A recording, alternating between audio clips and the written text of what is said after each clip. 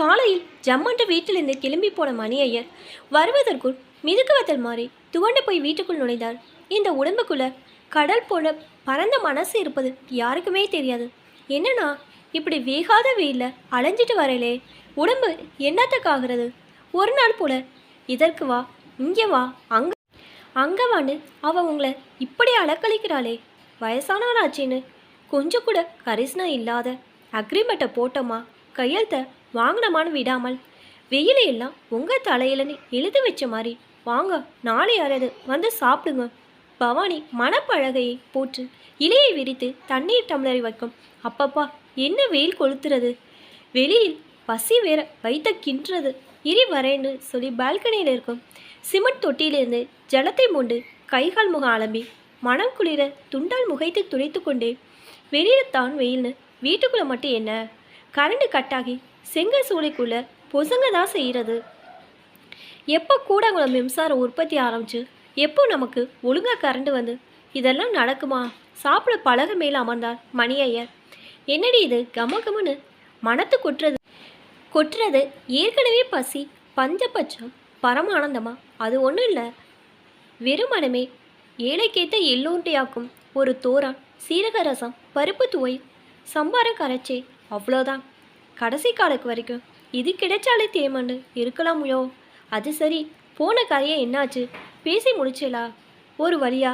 இல்லை இன்றைக்கும் மீதை வச்சுட்டு வந்தேலா? சொல்கிறேன் கேளு, இன்னும் கொஞ்சம் ரச கையில் விடேன், நன்னா இருக்கு. குளிக்க உறிஞ்சி கொடுத்து கொண்டே என்னதான் சொல்லு, உன்னோட கைமனம் நான் மாற்ற 2 பொண்ணுக்குமே வல்லையாக்கும். அவள் சமைச்சா ஏதோ கடனே தான் சாப்பிட்ணும், நன்னா சமைக்க சொல்லி தரப்படாதோ நோக்கு. பெரியவ சாரோ புலாவ் பண்ணினாலே அதில் வெங்காயம் இருக்கும் பூண்டு இருக்குன்னு சாப்பிட மாட்டேன். சின்னவ சுபத்ராவுக்கு அவ்வளோவா போராது, கண்டதை காய்ச்சி கொண்டதே கோலண்டு இருப்பா. என்னவோ போங்க, 2ஐயும் பக்கத்தில் கல்யாணத்தை பண்ணி கொடுத்தாச்சு. இனி அவாவா ஆத்துக்காரர் பாடு. ஆனாலும் இப்போ கூட இங்கே வந்தா 2 பேருமே சமையக்கட்டு பக்கம் வர்றதே இல்லையேடி. சாதத்தை அழித்து பிசைஞ்சு கொண்டே இன்னும் கொஞ்சம் மோர் விடு. பொன் குழந்தைய அப்படிதானா? பிறந்தாதுக்கு வந்தா எல்லாம் அம்மா பார்த்துப்பாள், சீரியலே சாரணும்னு உட்காந்துடுவா. நீக்கு சாப்பிட்றச்சே இந்த வீட்டை விட்டு போகணும்னு சொல்ல மனசே வரலையாக்கும். 40 வருஷமா இங்கே சந்தோஷமா நிம்மதி வாழ்ந்தாச்சு. இது இப்படி திடுப்புன்னு விட்டுட்டு போகணும்னா கொஞ்சம் மனசு சாந்தி இல்லை நோக்கு. எப்படி தான் மனசு வருதோ புரியலை. கேட்டபடியே நிமிந்து மனைவியை பார்த்தா நேக்கும் அப்படி தான் இருக்குது. கல்யாணம், குழந்தைகளோட கல்யாணம், பேர குழந்தைங்க வரைக்கும் நான் பார்த்து ஆகி வந்த வீட்டை விட்டுட்டு ஒரேடியே போகிறதுனா தான் மனசுக்கு கஷ்டம். அந்த ஆர்ஜே பில்டர்ஸ் தானே இந்த இடத்தில் அழகாக புது ஃப்ளாட் கட்டி தராங்களே, கூடவே 30 லட்சம் பணம் வேற ரொக்கமாக தராங்களா. இந்த இடத்துல பல அடுக்குமாடி வீடுகள் கட்டி முடிக்க 1.5 வருடங்கள் தான் ஆகுமாம். அது வரைக்கும் நாம குடியிருக்க கூட ஏத்தாப்புல கட்டி முடித்த அவளோட புது அடுக்குமாடி வீடுகளில் நமக்கு ஒரு வீடு தராலாம், வாடகையே இல்லாமல். 1.5 வருடங்கள் ஓடுற ஓட்டம், அப்புறம் நமக்கு நம்ம வீடு 3 பெட்ரூமோட நன்னா கிடைச்சிடும். மறுபடியும் இங்கேயே நாம் வந்துக்கலாம். அவர்களோட திட்டம் எல்லாம் நன்னா தான் இருக்குது. அதனால தானே ஆர்ஜே பில்டர்ஸ் விரித்த வலையில் இந்த ஹவுசிங் போர்டு வசிக்கும் அத்தனை வீட்டு தலைவர்கள் பொத்துண்டு விழுகிறதில் ஆச்சரியமே இல்லையாக்கும். அசடே இதில் அவளுக்கு கொள்ள லாபம் தெரியுமோ நோக்கு.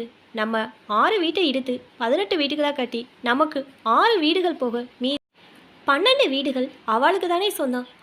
ஒவ்வொரு ஃப்ளாட்டையும் 1 கோடிக்கு மேலே விற்றுப்பாளாம். பின்ன சோழியன் குடுமி சும்மா ஆடுமா என்ன? அந்த காலத்தில் வெறும் 30,000 முதலா போட்டு வாங்கிய ஹவுசிங் போர்டு வீடுகள் மாத தவணையா வெறும் 300 ரூபாய். அதுவும் 3 வருஷம்தான் கொடுத்தோம். வீடு சொந்தமாயிடுச்சு. அதுக்கு தான் இப்போ ஏக டெமாண்ட். பின்ன கேகே நகர்னா சும்மாவா? குரலில் பெருமையை ததும்பியது அவருக்கு. சாப்பிட்டு விட்டு கை அலம்பும்போது சிமெண்ட்டும் சும்மாவும் பெயர்ந்த சுவர்கள் செங்கல் கைகளை வெளியே நீட்டி, என்னை பார், நான் எப்போ வேணாலும் விழுந்துடுவேன், என்னை காப்பாதுன்னு கெஞ்சுவோல் போது இருந்தது. வரேண்டம்மா, நீங்கள் எல்லாரும் வந்தது நேக்கு பரமா சந்தோஷம். நாளைக்கு நான் தனியாக போய் அவன்கிட்ட பணம் வாங்க நிற்காண்டாம எல்லாம் என் மாப்பிள்ளையை பார்த்துப்பாண்டு இருக்கலாமே. என்ன சொல்கிறாய் பவானி? சரிதான் என்ற பவானி முகத்திலும் குரலிலும் பரவசம். தனது நிறைந்த குடும்பத்தை பார்த்து குழந்தைகளுக்கு ஆசை என்னெல்லாம் செய்து தரலாம் என்ற எண்ணத்தில் இருந்தவள், அடுத்த வருஷம் எல்லாம் வீடும் பெரிதாக நன்னா இருக்கும், எல்லாரும் இந்த லீவுக்கு வந்து சந்தோஷமாக இருந்துட்டு போகலாம் குழந்தைகள் என்ன சொல்லி கொண்டிருந்தாள். மணி ஐயர் வீட்டு பத்திரத்தோடு மாப்பிள்ளையும் அழைத்து கொண்டு கேகே நகரில் இருந்து கிளம்பினார். மந்தவெளியில் இருக்கும் ஆர்ஜே பில்டர்ஸ் ஆஃபீஸுக்கு ஆட்டோவில் போகலான் ஆட்டோவை அழைக்க சரோ சிரித்து கொண்டே சொன்னாள், வரும்போது காரில் வாங்கப்பா என்று வருவார் அப்பா சுப்ரஜா தொடர அங்கே சந்தோஷ அலைகள் தொடர்ந்தது. பவானி சமையலறையில் இதை எதையும் காதில் வாங்காமல் சமைத்து கொண்டிருந்தாள். பேரி குழந்தைகள் இரண்டும் டிவியில் சோட்டா பீம் பார்த்து கொண்டிருந்தன. அடுத்த 4 மணி நேரத்தில் பூஜை அலமாரியில் குருவாயூரப்பன் படத்தின் முன்பு 30 லட்சம் தாங்கிய படம் பொட்டலம் கிண்ணன என பிடித்திருந்தது. மாப்பிள்ளைகள் 2 பேரும் ஆர்ஜே பில்டர்ஸின் புராணம் பாடிக்கொண்டிருந்த மாமி, இந்த இடத்த அப்படியே ஒரு பிரம்மாண்டமான இடமா மாற்ற போகிறாங்களாம். வரைபடங்களை எல்லாம் காமித்தா பிரமாதமாக இருந்தது. ஆர்ஜே வைரன்னு இந்த அப்பார்ட்மெண்ட்டுக்கு பேர் வைக்க போகிறாளாம். இன்னும் பக்கத்தில் ஒன்றொன்னா இது போல் மாறுமா. இன்னும் 10 வருஷத்தில் இந்த ஏரியா அப்படியே மாறி போக போகிறது நிஜம். பாருங்க, உங்களை இனி பிடிக்க முடியாது. பெரிய மாப்பிள்ளை சொல்லி ததாஸ்து சின்னவர் முடித்தா. ஆர்ஜே பில்டர்ஸ் அவளால் தான் இப்படி பிரம்மாண்டமாக கட்டி முடியும். இல்லாட்டா நம்மளால் ஒன்றும் முடியாது. தனியாக இந்த சாயம் போன வீட்டை யாரும் வாங்கவும் மாட்டா. ஏதோ நடக்குமோ அதுதான் நடந்திருக்கு இல்லையா? இப்போ நமக்கு தந்ததெல்லாம் அத்தனை கருப்பு பணம் தானே? சரோ தன் கணவனிடம் கேட்கிறார். தலையை ஆமாம் என்று ஆட்டி கொண்டிருந்தார். அவர் எப்படியோ எல்லாம் நல்ல விதமாக முடிஞ்சாச்சு. எதிர் வீட்டு சாவியும் நம்ம கிட்ட வந்தாச்சு. உடனே அங்கே போய் பாலை காய்ச்சி குடிச்சிட்டு குடி போயாகணும். எவ்வளோ சீக்கிரம் முடிகிறதோ அவ்வளோ சீக்கிரம். சுப்ரவிஜயன் கணவன் சொல்லி கொண்டிருந்தார். இவ்வளோ பணம் ஒரு சேர வச்சுட்டு இருப்பது ரங்கநாட்டின மேலே ஏறுவது மாதிரி மனசு ஜிவ்வுன்னு ஒரு புது உலகத்தை நோக்கி போகும். எங்கேயோ உயரத்தில் கொண்டு போல் நிறுத்தி வைக்கும். அங்கிருந்து எதை பார்த்தாலும் புள்ளியாய் தெரியும். அதுபோலதான் பணம் வந்ததும் மனம் ரங்கநாட்டினம் ஏற ஆரம்பிக்கும். கூடவே நிம்மதி இறங்கி தொலைந்து போகும் என்றார் மணியையர். சரியா சொன்ன இது அம்மா. அப்போ நாளைக்கு நான் நன்னா இருக்கே, பாலை காய்ச்சிட்டு அங்கே குடி போயிடலாம். அங்கேயே எடுத்து வைக்கணும். குழந்தைகள் ஊருக்கு போகணும் இல்லையா? அம்மா கேட்க சரவும் சுப்புரஜாவும் ஆமாம்மா என்றார்கள். அன்று மதியம் பவானியின் சமையலில் வீடு கல்யாண வீடானது. அனைவரும் திருப்தியாக உண்டு களைப்பு தீர உறங்கி எழுந்தனர். மாலையில் மணியை சரோ சுப்ரஜா என்று அழைக்க, இதோ வந்துட்டோம்ப்பா என்று ஆஜராக, சரோ நீ பகவான் கிருபையால் நல்ல இடத்துல ஒரு பிக்கல் பிடுங்கல் இல்லாத இடத்துல வாக்குப்பட்டு போயிருக்க. உனக்கும் அங்கே சொந்த வீடு வாசல் எல்லாம் இருக்குது. எங்களுக்கு ரொம்ப திருப்தி. சுப்ரஜா நீயும் நல்ல இடத்துல தான் இருக்கிறன்னு. என்ன ஒன்று, நீயும் வேலைக்கு போனாதான் ஆகுண்டு இருக்குது. எல்லாம் சரியாயிடும். நல்ல பேங்க் உத்தியோகம் தானே உனக்கு. விடாமல் பாரு. நீயும் லீவு போட்டுட்டு வந்த உடனே ரொம்ப சந்தோஷம். அதனால் என்னப்பா, நம்மாத்துக்கு நாங்கள் செய்யாமல் எப்படிப்பா? சரி, இப்போ 2 பேரும் ஆளுக்கு ஒரு பாட்டு பாடுங்க. ரொம்ப நாளாச்சு உங்களோட பாட்டு கேட்டு சொன்னதும் சுப்ரதா ஸ்ரீமன் நாராயணா ஸ்ரீ பாரதமே சரணம் பாடி முடிக்க, சரோ அதரம் மதுரம் வதனம் மதுரம் நயன மதுரம் மதுராஷ்டம் பாட கண்முடி ரசித்தார் மணி ஐயர். இந்த வீட்டில் இறுதியாக இந்த நிகழ்வும் ஒரு மதுரமான நிகழ்வாக இருக்கட்டும் என மனதில் பதிந்து கொண்டார்கள் அனைவரும். இருந்தாலும் எங்கள் பணம் சொத்து இதெல்லாம் உங்கள் 2 பேருக்கு தான் சேரும். அதனால் நாங்கள் இருக்கும்போதே சந்தோஷமாக உங்கள் 2 பேருக்கும் தரணும்னு நினைக்கிற பணத்தை இப்போவே தந்துடுறோம். மாப்பிள்ளைங்களோட சௌக்கியமாக 2 பேரும் தீர்க்க சுமங்கலியா மகிழ்வா நிறைவா இருக்கணும். இந்தாங்க ஆளுக்கு 10 லட்சம் எடுத்துக்கோங்க என்று நீட்ட ரங்கராட்டத்தை உச்சியிலிருந்து 2 படி கீழே குதித்து இறங்கினார் மணி ஐயர். இப்போது சரவும் சுப்ரஜாவும் கையில் பணத்துடன் உச்சியில் மகிழ்ச்சியில், இந்த பவானி இந்த 10 எடுத்து பத்திரப்படுத்து என்று கொடுக்க, பவானி அத்தனை பணத்தை ஒன்று சேர என்றுமே பார்த்தது இல்லை. கையில் வாங்கியதுமே மனசுக்குள் ஒரு ஜிவ்வு. தானும் கொடைராட்டனத்தில் ஏறிய மயக்கம். அவர் சொல்வது எவ்வளோ நிஜம் நினைத்து கொண்டே அலமாரிக்குள் பகவானை பிரார்த்தனை செய்து பணத்தை லாக்கரில் வைத்து பூட்டினார். சுபத்ரா மெல்ல அம்மாவிடம், என்னதான் அப்பா 10 லட்சத்தை தூக்கி கொடுத்தாலுமா, இதை வச்சுட்டு ஒரு சிங்கிள் பெட்ரூம் கூட அங்கே வாங்க முடியாதுமா. சரோதான் அவள் மாமனார் கொடுத்த வீடு இருக்கு சொந்தமா. அவள் பாரு, இந்த பணத்தில் படவுப்பமா ஒரு கார் வாங்கிப்பா. அவளுக்கு கார் வேணும்னு ஒரே ஆசை என்று சொல்லி அங்கலாய்த்தார். பவானி சிரித்து கொண்டார். நீயும் தான் கண்டதை வாங்கி வைக்காத. பூமியில் தங்கத்தில் பணத்தை போட்டால் பிற்காலத்தில் உபயோகப்படும். கொஞ்சம் சாமர்த்தியமாக புத்தியோடு இருங்க 2 பேரும். நான் உங்களோட எந்த விஷயத்திலும் தலையிடல என்று சொல்லி நகர்ந்தார். ஆயிட்டு புது வீட்டுக்கு கொடுத்தன வந்தது. இன்றோடு 2 நாட்கள் முடிந்து சரோவும் சுபத்ராவும் ஊருக்கு கிளம்பி போயாச்சு. வீடு வெறிச்சோடி இருக்கு இல்லையான்னு பவானி கேட்க, மணியைய எல்லாமே அந்தந்த நேரத்துக்கு தான் அவளுக்கு வீடு வாசல் பொறுப்புன்னு வந்தாச்சுலையோ என்றார். ஆமாம், கேட்கணும்னு நினச்சேன். என்கிட்ட ஒரு வார்த்தை சொல்லலை. ஒரு நிமிஷத்தில் அத்தனை பணத்தையும் குழந்தைங்களுக்கு தூக்கி கொடுத்தேலே, அப்படி என்னாச்சுன்னா உங்களுக்கு பவானி கேட்க, பவானி அவள் 2 பேருமே நம்ம குழந்தைகள் தானடி, நாம தாராம அவளுக்கு வேறு யார் தருவா, நீயே சொல்லு. நம்ம சின்ன வயசுல ₹100 நோட்டுகளை கூட கண்ணால் பார்க்கல. எப்போ பாரு பட்ஜெட்டு பற்றாக்குறைன்னு குழந்தைகளை வச்சுட்டு பிச்சு தின்னுட்டு இருந்தோம். என்னதான் அவர்கள் வேலைக்கு போனாலும் அங்கேயும் கணக்காக தான் சிக்கனமாக தான் செலவு பண்ணுறா. நாம் இருக்கும்போதே அவள் 2 பேருக்கும் நன்னா இருக்கிறத பார்க்கலாமே தான் தந்தை. உனக்கு ஒரு ஆச்சரியமா சந்தோஷமா இருக்கட்டுமே தான் உன்கிட்ட கூட சொல்லாமல் இப்போவே தந்தா. அவளுக்கு உபயோகமாக இருக்கும், இருந்துட்டு போகட்டும். சின்னஞ்சிறுசுங்களுக்கு தான் செலவுக்கு பணம் வேண்டும். நீ நானும் அவ்வளோ பணத்தை வச்சுட்டு என்னத்தை பண்ண போகிறோம்? ஆமாண்ணா, அதுவும் சரிதான். குழந்தைகளுக்கு ரொம்ப சந்தோஷம்தான். நோக்கு, ஏதாவது வேணுமோ? மனசுக்குள்ளேயே ஆசை வச்சுட்டு இருக்கிறியோ? நகை நட்டு பட்டுப்புடுவன் இத்தியாதின்னு மனசை விட்டு சொல்லே, வாங்கிடலாம். போருமே, நீக்கு ஒன்றும் வேண்டாம். இருக்கிறத வச்சு காலம் தள்ளினா போராதோ? உங்களுக்கு தான் தங்கத்தில் ருத்ராட்ச மாலை ஒன்று வாங்கி போட்டுக்கணும் ரொம்ப நாள் ஆசை. வேணுன்னா வாங்கிக்கோங்க. அட ஆமாம், மறந்தே போச்சு பார்த்தியோ, நல்ல வேலை ஞாபகப்படுத்தினேன்னு. இன்னும் 2 நாளில் அக்ஷய தேதி வருதில்ல, அப்போ போய் வாங்கிக்கலாம். நாம் ஒரு ₹50 ஒரு முதியோர் இல்லத்துக்கு கொண்டு போய் கொடுக்கணும். அப்படியே குழந்தைகள் காப்பத்துக்கு கொடுக்கணும். தரலாமா? பேஷா தரலாம், அவ்வளோதானே. நீ சொல்லி நான் ஏதாவது வேண்டான்னு சொல்லியிருக்கேனா? போதும்ண்ணா, இதுவே போதும். அன்னாட காட்சிகளாய் மாத பென்ஷன் பணத்தில் பட்ஜெட் போட்டு வாழ்ந்தபோது இருந்த நிம்மதியெல்லாம் போய் சர்வசாதா காலமும் பணத்தை பற்றியே என்ன மிகுதியாக இருக்கதான் ஏறி இருக்கும் ரங்கராட்டினம் தனது ஒவ்வொரு சுற்றிலும் ஒவ்வொரு புது அனுபவத்தை உணர்த்தி கொண்டே இருந்தது. பணம் எனும் பரம மயக்கத்தில் தான் அமிழ்ந்து விடாமல் இருக்க நாமும் ஏதாவது செய்ய வேண்டுமே. ஆள் மனதில் உன்னத எண்ணங்கள் உயிர் கொண்டு எழுந்தது. அவருக்கு 2 நாள் எப்படியோ வேகமாக கழிந்தது. பவானி, இன்னைக்கு அக்ஷய திருதி, நல்ல நாள். வீட்டில் பூஜையை முடிச்சுட்டு அப்படியே முதியோர் இல்லத்துக்கு போய் நீ சொன்னா போல நம்மளால் முடிஞ்ச தொகையை நன்கொடையாக கொடுத்துட்டு ஆளுக்கு 4 ஆரஞ்சு பழமோ ஒரு துண்டு கை விசிறி இதெல்லாம் வாங்கி கொடுத்துட்டு வரலாமா? வரும்போது அப்படியே ஜோஸ் ஆல்கஸ் போய் ஒரு ருத்ராஜ மாலையை வாங்கிட்டு வந்துடலாம். பணம் இருந்தாலும் நாள் இருக்காது. நல்லதை நினைத்ததும் செஞ்சிடணும், தள்ளி போடக்கூடாது. நினைத்தபடியே இருவரும் பணத்தை எடுத்துக்கொண்டு வெளியில் கிளம்பினர். ஒரு வழியா நினைத்தபடியே எல்லா இடங்களுக்கும் சென்று விட்டு நகை கடைக்கு சென்று பார்த்து வாங்கிய நகையோடு ஆட்டோ பிடித்து வரும் வழியில் மணி ஐயரின் மனம் வேற எங்கேயோ பறந்தது. இளமையில் மட்டுமல்ல, முதுமையிலும் வறுமை கொடுமைதான். இன்று சென்று வந்த இடத்தில் கிடைத்த அனுபவங்களை கற்றுத்தரும் பாடங்களை தான் எத்தனை உணர்ந்தவரின் காதில் அசரீராக மீண்டும் கேட்டது ஒரு முதியவர் சொன்ன விஷயம்.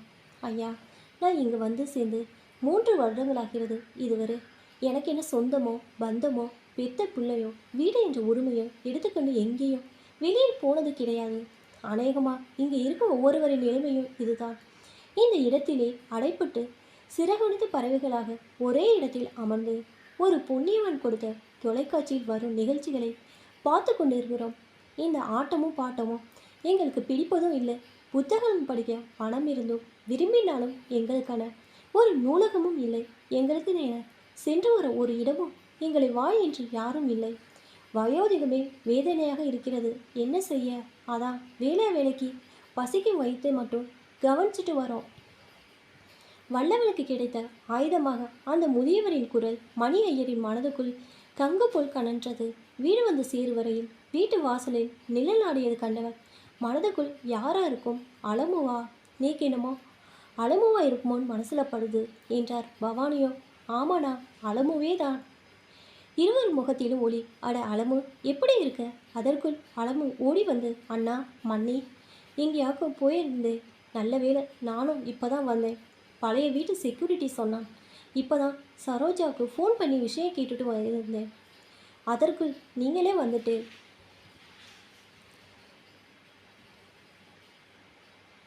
வீட்டு கதவை திறந்தபடியே குசலம் விசாரித்தவர், நீ அப்படியே தான் இருக்க. உன்னை நாங்கள் சுப்ராஜா கல்யாணத்தில் உன்னை கடைசியாக பார்த்தது. உன் புள்ள என்ன படிக்கிறான் இப்போ? மற்றபடி மாமியார் மாமனார் உங்கள் ஆத்துக்காரர் எல்லாரும் சௌக்கியம் தானே? எல்லாரும் சௌக்கியம். நான் தான் கேள்விப்பட்டேன் வீட்டு வித்துட்டியாமே. அதான் கடைசியாக அந்த வீட்டை பார்த்துட்டு போகலான்னு. நல்ல வேலை, ஏத்தாப்புல வீடு அமைஞ்சிருது. மன்னி, உங்ககிட்ட கொஞ்சம் பேசணும். அலமு, அண்ணன்ட்டையா? கேளு. பையனை இன்ஜினியரிங்கில் சேர்க்கணும். ஒரு 2 லட்சமாவது வேண்டியிருக்கும். இன்னும் ஒரு வாரத்தில் பணத்தை கட்டணும்.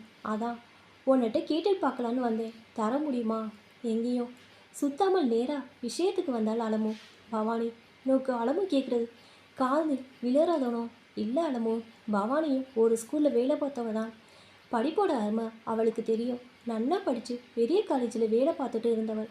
கல்யாணம் குழந்தை தன்னோட எதிர்காலத்தையே நினைச்சு பார்க்காமல் எனக்காகவே வளைய வந்தவள். அவளை கேட்காமல் நான் ஒன்றும் பண்ணுறதில்ல. அதான் பால் ஆற்றிக்கொண்டே வந்த பவானி. கேட்டது அலமு. உன் அண்ணன்ட்ட நீ பணம் வாங்கிக்க. என்னோட அனுமதி எதுக்கு? பகவான் கடாட்சத்தில் நீ இப்போ கேட்குறது தரும் நிலைமையில் நாங்கள் இருக்கிறோம். உனக்கு உன் மகன் தலையெடுத்து வரணும்.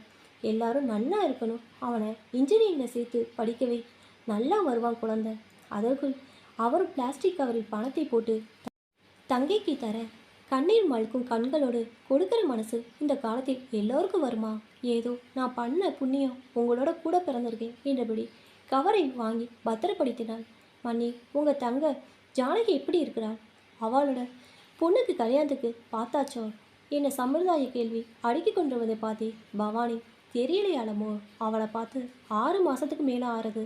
அவள் பொண்ணுக்கு கல்யாண வயசு தான். பார்த்தாச்சா என்னவோ? ஒன்றும் தகவல் இல்லை. எல்லாம் அந்த குருவாயூரப்பன் பார்த்துப்பான். அலமு, ஊருக்கு கிளம்பி போகணும். பவானி, உன் தங்க ஜானகிக்கு தகவலை சொல்லி உடனால வந்துட்டு போக சொல்லு.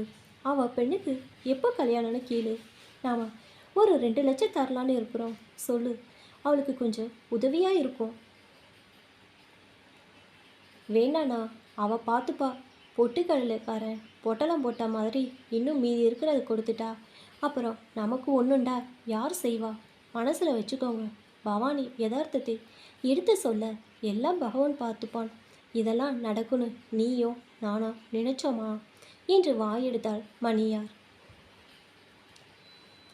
ஜானகி பின் கல்யாணத்துக்கு கொடுக்குற இந்த பணத்தை நீ தான் பத்திரமா எடுத்து வச்சு குழந்தைகிட்ட சேர்க்கணும். அலமு வந்து போனதிலிருந்து அவளுக்கு சமயத்தில் உதவினான் என்னும் திருப்தி இருவருக்கும் நிம்மதியை தந்தது.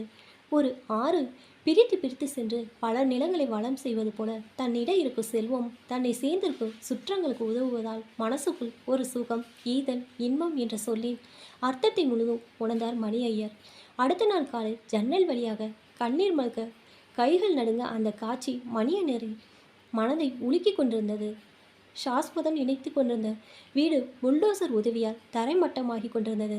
இவரின் எத்தனையோ நிகழ்வுகளை தாங்கிய செங்கல் சுவர்கள் நான் வெறு சுவர் அல்ல, உங்களது இதயத்தில் என்று நிலைத்து காக்கும் நினைவு சுவர் என்று சொல்லிக்கொண்டே சரிந்தது.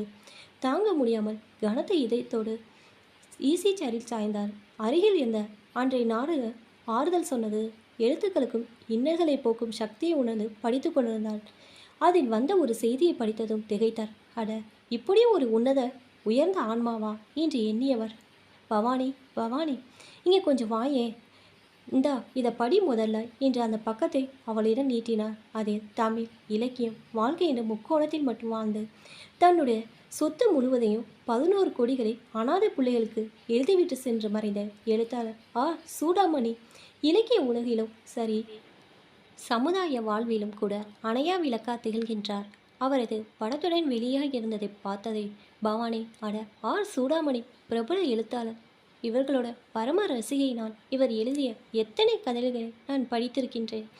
தன் வாழ்நாளில் சேமித்த சொத்துக்கள் தன் உற்றார் உறவினர் என அவர்களுக்குள்ளே சுற்றி வராமல் திறமைகள் இருந்தும் முன்னுக்கு வர தடை கல்லாக நிற்கும் பணத்தை அவர்களுக்கு கொடுத்து படிக்க வைத்து வெற்றி படிக்கட்டில் ஏற்றி அவர்கள் வாழ்வில் அணையா விளக்கு ஏற்றும் இவரின் நல்ல மனசு யாருக்கு வரும்? 11 கோடி ரூபாய்கள் எத்தனை குழந்தைகளை ஏனி போல வாழ்க்கை உயர்த்திற்கு ஏற்றிவிடும். ரொம்ப நல்லது செய்திருக்கார். ஒரு சாரதா அம்மையாரை போல, ஒரு அன்னை தெரசாவை போல இவரை போல இருப்பதும் எல்லாராலும் முடியாது நான் என்கிறார் ஆயாசத்துடன். நம்மால் நினைக்க தான் முடியும். வெறுமனை நினைத்தால் போதுமா? செயல்படுத்த நம்மால் முடியுமா? ஆசை இருக்கு, தாசில் பண்ண அதிர்ஷ்டம் இருக்கு. கழுத மேகன்ன சும்மாவா சொன்னான்? இந்த மாதிரியான ஓடுறது நமக்கு வாழ்க்கை. பத்திரிகை திரும்ப தந்துவிட்டு அறைக்குள் சென்று மறைகிறாள் பவானி. அவளது இயலாமை அவளது ஒவ்வொரு வார்த்தையிலும் வெளிப்பட்டு திரும்பியது. பகவான் நம்மை தேர்ந்தெடுத்து நமக்கு கொடுத்து நாம் என்ன செய்கிறோம் என்று அங்கிருந்து கண்காணித்து கொண்டே இருக்கிறார். மனதிலும் அவரது ஆசையை நமக்குள்ளே என்னமாக திணித்து நாம் நிறைவேற்றுகின்றோமோ என்று பார்க்கிறார். நான் பகவான் செய்ய நினைக்கும் காரியத்துக்கு ஒரு கருவி, என் மூலம் அவர் நடத்த இருப்பதை என்னால் தடுக்க முடியுமா? தெய்வ மனுஷ ரூபனா இல்லையா? குருவாயிரப்பா, நீ நினைத்ததை நடத்திக்கொள், நான் என்று இங்கு யாரும் இல்லை. எல்லோரும் நீயா போனதால் தெளிந்த மனதோடு ஆர்ஜி பில்டர்ஸை பார்க்க புறப்பட்டார். தனக்கு கொடுக்கப்படும் வீட்டில் தங்களுக்கென ஒரு அறையை ஒதுக்கிவிட்டு மீத இருக்க அத்தனை இடத்தையும் விஸ்தாரமாக ஒரு நூலகமும் ஒரு ஃபிசியோதெரபி அறையுமாக முறைப்படி அதற்காக மாற்றியும் கட்டித்தர வேண்டுமாய் முன்கூட்டியே சொல்வதற்கு இத்தனை ஆண்டுகளாக இல்லாத எண்ணங்கள் இன்று புதிதாக உதிப்பதன் காரணம்தான் என்ன? ஒரு காரணம் இல்லாது ஒரு காரியம் நடக்காது என்பதன் தாற்பயம் இதுதானோ? தனக்கு பின்னால் தன் வாரிசிற்கு என்று எண்ணியிருந்த எனது எண்ணம் இன்று யாரால் மாறியது? எப்படி மாறியது? மனம் இதெல்லாம் தான் ஆண்டவனின் லீலை. ஒரு குறுகிய வட்டத்தில் சுழன்று கொண்டிருந்த என்னை ஒரு ரங்கராட்டினத்தில் ஏற்றி எங்கள் சாதாரண மனதுக்குள் ஒரு கனல் பொறியை உண்டு பண்ணி அதை வைத்து ஒரு அசாதாரண நிகழ்வை நடத்தி காட்டிவிட்டு வேடிக்கை பார்க்கும் திறன் அவனின்று எவருக்கு உண்டு? மூடிய கண்களுக்குள் பவானி மகிழ்வோடு சிரித்தாள். நாளைக்கு நான் அவள் இருந்தாலும் இறங்கிவிட்டாலும் இந்த ரங்கராட்டினம் யாரோ ஏற்றிக்கொண்டும் இறக்கிவிட்டும் தன் போக்கில் இன்னும் பல நல்ல விஷயங்களை தாங்கி சுற்றி கொண்டே இருக்கும் வள்ளலார் ஏற்றி வைத்த அடுப்பு போல் எல்லா புகழும் இறைவன் ஒருவனுக்கே. நீ நதி போல ஓடிக்கொண்டிருக்கு. எங்கிருந்தோ பாடல் நல்ல சகுனமாக தவழ்ந்து ஒலித்து கொண்டிருந்தது. இப்போ தான் என்னோடய சேனல் ஃபஸ்ட் டைம் பார்க்குறீங்களா? சப்ஸ்கிரைப் பண்ணிக்கோங்க. பக்கத்தில் இருக்க பெல் ஐக்கானை ப்ரெஸ் பண்ணிக்கோங்க. இப்போ தான் நான் ஒவ்வொரு தடவை வீடியோ போடும்போது உங்களுக்கு நோட்டிஃபிகேஷன் வரும். தேங்க்ஸ் ஃபார் வாட்சிங்.